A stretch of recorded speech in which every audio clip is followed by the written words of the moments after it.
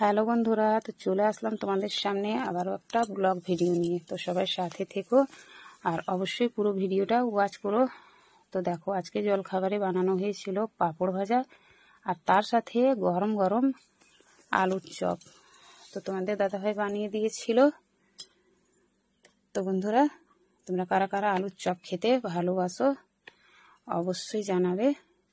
আমি তো খেতে খুবই ভালোবাসি, মুড়ি দিয়ে বা শুধু শুধু এমনি। আর সত্যি গরম গরম আলুর চপ খেতে কিন্তু দারুণ লাগে।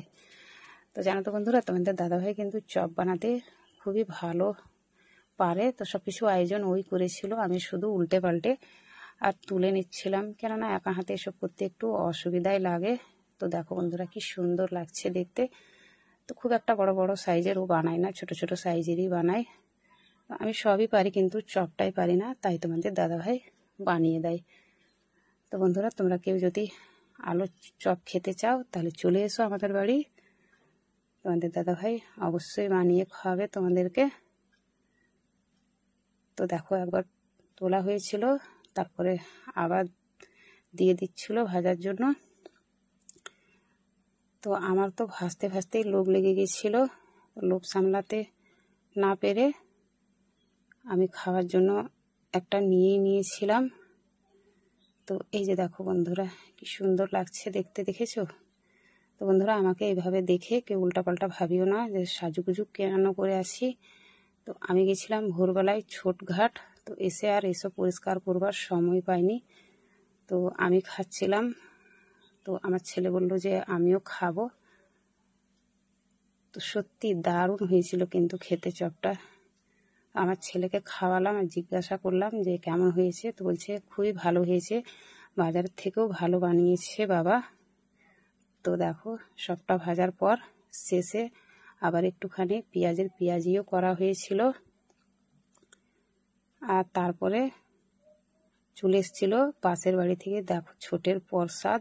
তো বন্ধুরা, সবাই প্রসাদ গ্রহণ করো আর বলো যে ছোটি মাইয়া কি ছোট মা যেন সবার মঙ্গল করে। আর তারপরে চলে এসেছিল মাছ বিক্রি করার জন্য একজন কাকা। তো তোমাদের দাদাভাই চলে গেছিল মাছ নেওয়ার জন্য। তো প্রথমে একটা নিয়েছিল, তারপর তোমাদের দাদাভাই বললো যে হবে না, তো আবার একটা নিয়েছিল। কিন্তু আজকে আমাকে মাছটা কেটে দেয়নি। আমার তো মাছ কাটতে খুবই অসুবিধা লাগে, তার জন্য তোমাদের দাদাভাইকে দায়িত্বটা দিয়ে দিয়েছিলাম। তো তোমাদের দাদাভাই বসে পড়েছিল মাছ পরিষ্কার করতে আর কাটার জন্য। আর তারপর তো রান্না বান্নার দায়িত্ব আমার। তো রান্না করার পর তোমাদেরকে অবশ্যই দেখাবো যে কী কী বানিয়েছি। তো শুভ দুপুর বন্ধুরা। তো রান্না বান্না সারা হলো। তো কি রান্না করলাম চলো তোমাদেরকে দেখিয়ে দিই। তো এই যে দেখো, এটা তো সেই জলখাবারের পাঁপড়। আর দেখো গরম গরম ভাত।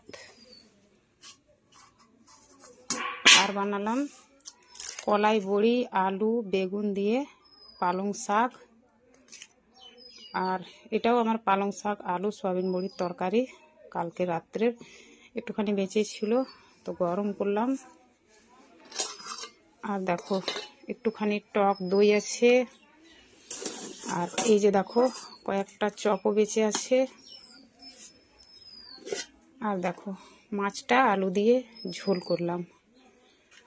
তো বন্ধুরা, তোমাদেরকে আমার আজকের দুপুরের রান্না আর আমার পুরো ভিডিওটা কেমন লাগলো অবশ্যই জানিয়ে দিবে। আর ভালো লাগলে লাইক কমেন্ট করে পাশে থেকো। আর দেখো এদিকে দুধটাও বসিয়ে দিয়েছি গরম হতে।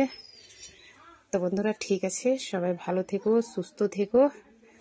আর কয়েকটা দিন থেকে তো পুজো করে ফেসবুকে একদমই অ্যাক্টিভ থাকতে পারিনি। তো এবার থেকে ফেসবুকেও একটু মন দিতে হবে, সব পুজো টুজো শেষ হয়ে গেল। তো ঠিক আছে, সবাইকে বাই বাই জানিয়ে ভিডিওটা এখানেই শেষ করলাম।